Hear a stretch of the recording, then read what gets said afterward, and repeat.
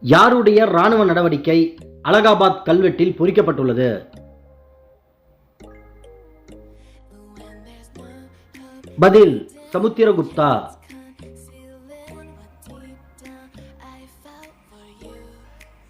முகலாயர் கால ஓவியக்கலைக்கு வித்திட்டவர் யார்? பதில் ஹுமாயூன். தமிழகத்தில் முதலில் தொடங்கப்பட்ட ரயில் நிலையம் எது?